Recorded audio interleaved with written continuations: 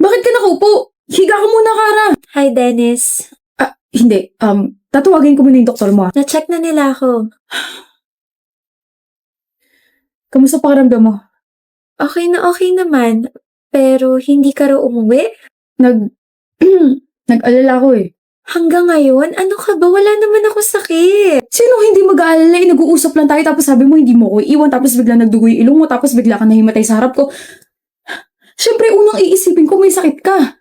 Dennis, stress lang ako tsaka puyat tapos dumagdag pa daw yung init ng panahon. Pero wala talaga akong sakit. I'm so sorry if nag-alala ka. Okay. Kalmado na ako. Nga pala, I tried to call your parents kasi nagpatulong ako sa school for that. Kaso, Walang sumagot ng tawag, right? Yeah. My parents are separated and both of them are busy sa mga kanya-kanya nilang families. I think nakalimutan nila na yung unika iha nila is buhay pa. I mean, nagbibigay naman sila ng allowance pero yun na yun. Kaya naman I have so much love to give. Gusto mo ba? pwede ba? Pwede na ba? Kung nasa stress ka, ask for my help. If hindi ka makatulog sa gabi, call me. If you wanna talk to someone, nandito ko.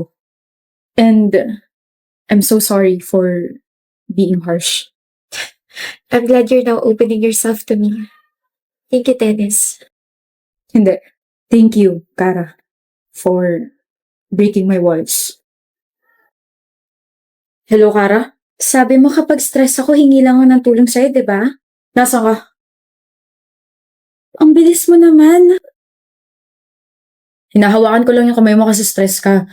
Baka kasi lobat ka pa rin eh. Di ba sabi mo na lobat first sight ka sa akin?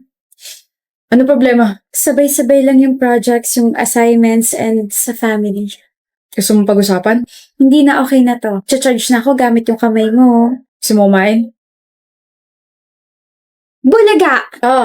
May luga. Simula na naging komportable ka sa akin, lumalabas na yung tunay mong ugali. Hindi ba pwedeng gusto na kita kaya ganito ako sa'yo? Ako na yata yung nabulaga. Halika na nga, tinda kita sa bahay niyo. And we're here. Thank you sa paghatid, Dennis. May nakakalimutan ka yata, Kara. Kiss sa pisngi. Ingot yung bag mo. Good night. Good night. Kara, Dennis, congrats sa atin. Graduate na tayo. congrats rin. For you. Thank you. Akala mo ako lang meron? Siyempre meron ka rin. Ako rin meron. First time ko makatanggap ng ganito. Baka first kiss ako na rin, ha? Okay, pumapayag na ako makuha mo yung first kiss ko ngayon. O hindi pa tayo, ah. Ako dapat yung nagsasabi niyan kasi inopen mo yung topic ng first kiss eh. Hindi pa tayo, Kara. Hindi pa nga kita sinasagot eh. Visit ka. Nakausap ko na yung parents ko. Really? Yes, ginawa ko yung sinadjust mo sa akin. Inopen ko yung feelings ko sa kanila na bakit hindi sila nagpunta ng graduation ko, bakit hindi nila sinagot yung tawag nung na-hospital ako, bakit ganito, bakit ganyan. And? They were sorry. They actually thought na I was doing fine kasi nga lagi ako may allowance, diba? But they never thought daw na makakaramdam ako ng loneliness. I was mad. I was hurt. But I forgave them. Sa weekend lalabas kami and I told them na may boyfriend ako so they want to meet you. Sino? Sino boyfriend mo? Ako? Yes, ako. Baliw ka talaga. But I'm so proud of you for being brave, Kara. Di ko naman ito magagawa kung wala ka eh. Thank you, Bobby. Mahal din kita. Wow! Here's what you requested, Bobby. Your favorite ulam. And here's my gift. Pangkabuhayan showcase. Oh, mahal na mahal mo talaga ako, no? Naalala ko nung college tayo, sabi mo, if may magre-regalo sa'yo kapag adult ka na, gusto mo grocery tapos yung pan-display sa bahay. O, ayan na. Tapos isang sako ng bigas mo, nasa kusina. Thank you, Bobby. I mean, weird way to propose but it's a yes, mister. Bakit? Magpo-propose pa lang ako eh. Ha? Ito. Oh my gosh. Seryoso ba? Nakikita mo ba yung mga susunod na pangyayari? Ha? Nakakainis ka, Kara. Huwag ka na mag-propose. Ako na lang yung magde-declare. Dennis, my Bobby, I will marry you. I am marrying you. I love you so much. Mas mahal din kita. Sorry. Alam ko. Alam ang alin. Ha? Alam kong gwapo ako, so please huwag mo na akong titigan. Alam ko rin, na gusto mo nang ihampas sa akin yung dala mong bag. Iba na talaga mga kabataan eh. Ang kapal ng mga magbuhat ng sariling bangko. Kala ko naman kapag nag-college na ako, pwede na ako magsuot ng kahit na ano. Ka-uniform pa rin pala. Init no. Pero at least we don't have to think kung ano yung pwede natin suotin araw-araw, di ba? Draven nga pala. Marketing irregular student. Okay, ano pangalan mo? Alam kong hindi mo ako titigilan base dyan sa mukha mo. Gladys, ayoko maging friends tayo. Ayoko. Sige, best friends na lang. Gladys! Masakit dyan mo? Lagi ka na lang kasing nakahawak dyan. Ito. May abs kasi ako eh. Nag-aalala ka na sa akin na bored lang ako. Lalambot din yung puso mo sa akin. Gladys! What is the meaning of this? Bakit di mo ko hinintay? Tagal mo eh. Sabi mo sabay tayo pumasok. Di mo kayo mag-isa? Hindi. Ako sa'yo. Gladys, may iba ka pa bang friend? Wala. Meron! Ako. Pinilit mo kaya ako. Pero, hindi mo ba trip yung iba nating mga blockmates? Trip? Then bakit hindi ka nakikihalubilo sa kanila? Dito ka na lang lagi sa likod nakapwesto like me. Trip ko sila pero hindi ko masabayan yung trip nila. Okay na. Ako? Sasabayan kita sa trip mo kahit lumangoy ka pa sa fish pond. Yung mga trip kong kaibigan, tahimik. Tahimik ako. Tahimik ako, Gladys. Promise. Sorry kung hindi ako nakapunta sa family dinner nyo kagabi Ayos lang. Hindi kasi ako pwede lumabas eh. Draven. Ayos lang. Nga pala, aalis ba kayo sa araw ng mga patay? Kasi kami oo. Dadalawin namin yung grandparents namin. Saan nyo dadalawin? Baka magkrusunandas natin. Oh? Sa Manila Memorial Park, sa Columbarium. Doon din kami! Best friend talaga tayo. Psst, doon lang po ako Kang lalayo.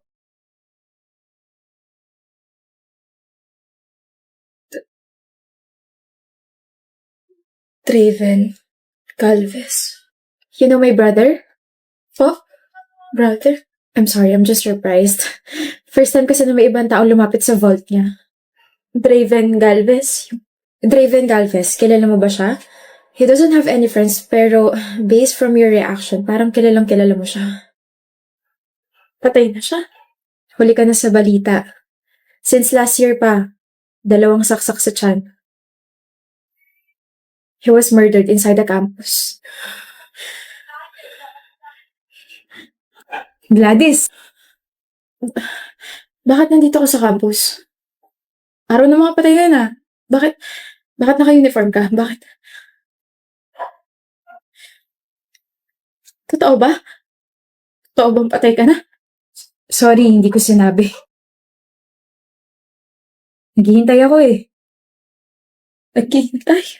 Naghihintay ako na may makita sa akin dito sa campus at madalaw ako ng taong yun sa vault ko. Yun yung huli kong kailangan gawin bago ako payagang makaalis dito sa school. I sometimes wonder bakit laging malungkot yung mga mata mo. Na kahit nangiti ka, natawa ka, hindi yun nawawala. Na parang nanghihingi ng tulong. Kaya pala palagi kang nakahawak sa tiyan mo. Kaya pala hindi ka man lang tinitignan ng ibang blockmates ko. Kaya pala parang may pumipigil sa aking hawakan ka. Kaya pala kapag nag-uusap tayo, people were giving me weird stares. Yun pala, patay ka na. Matagal na.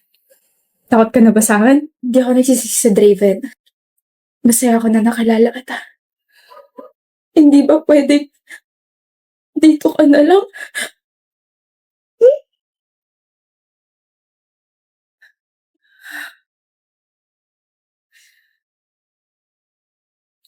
Gusto kong punasan yung luha mo kaso dito ka na lang. Gladys, hindi na pwede.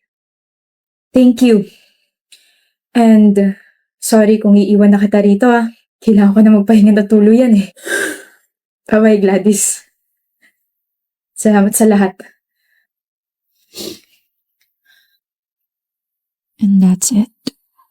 That's the end of her story. I didn't even get a chance to sabihin I fell in love with him. I fell in love with Draven. Sabi mo may boyfriend ka, Iris? Meron nga! Nagsisinungaling ka, aminin mo na lang kasing NBSB ka. Hindi naman dapat kinakahiya yun eh. Kung NBSB ako, hindi ko talaga ikakahiya yun. Pero sorry ka, may boyfriend ako. O sino? Sino yung malas na lalaking yun? Si Lucas! Si Lucas? Oo! Si Lucas Martinez. Siya si Lucas Martinez. Masungit, Mataray, mayabang, at higit sa lahat, hate na hate ako. Yun nga lang, hindi alam ng marami na may mga atraso ako sa kanya. Nandyan yun nabato ko siya ng sapatos dahil na-frustrate ako sa score ko sa chemistry. Meron naman sa sobrang saya ko tumama yung kamay ko sa leeg niya nang hindi sinasadya. At ang pinakamalala ay natapilok ako, tumama yung kamay ko sa phone niya at nabasag ko yun. Pinatulan ka? Ni Lucas? Nakaka-offend ka. Ako kaya yung pumatol sa kanya. Hinabol niya ako tapos... Sino humabol sa'yo? Lucas! Hinabol mo raw siya. Halika! Usap tayo. Narinig mo lahat? Oo, nasa likod niyo ako eh. Ano ulit yung sinabi mo? Girlfriend kita? Pinatulang kita? Hinabol kita? Sigurado ka ba ako yun? Alam ko marami akong atraso sa'yo pero Sino ka ba? mabuti yan. Hindi mo ako kilala. Kilala na kita. Tinamaan mo ko ng sapatos, tinamaan mo ko sa leeg at binasag mo yung phone ko. Ikaw yun. Correction, natamaan, hindi tinamaan. Nabasag, hindi binasag. Not intentional lahat ng mga yun. Ginawa mo pa rin. Nagawa, hindi ginawa. So ano gusto mo mangyari? Huge favor. Ayoko. Lucas, I promise, I will let you break up with me. Ano? Just pretend to be my boyfriend for months. Bakit naman ako papayag sa gusto mo? Kasi gusto talaga kita. Gusto maging, peace, prosperity, kapit-bisig. Ano makukuha ko dyan sa gusto mo? Name it. Bayaran mo tuition ko. Don't name it. Like, never mind. Ako na lang yung magsasabi, okay? Ang makukuha mo, extra fame and extra sauce. Imagine, papatal ka sa isang nobody. Like, masasabi ng mga tao na, bait naman ni Lucas, pumapatol sa hindi niya ka-level. Mababansagan kang, gwapo na, mabait pa. Aray, grabe yun na. So payag ka na? Do whatever you want. I'm Iris. Alam ko. Alam niya? Fruity. Anong ginagawa mo rito sa classroom namin? Eh di sinusundo ka ng girlfriend mo. Sinusundo kita. Mukhang tanga. Anong gagawin ko dyan? Magpapalit tayo ng bag. Okay lang sa akin. Total, masakit naman na yung balikat ko. Dalhin mo ka ako yung bag ko. Marami kayo nakamasid. Wala nga tao rito sa corridor eh. May CCTV.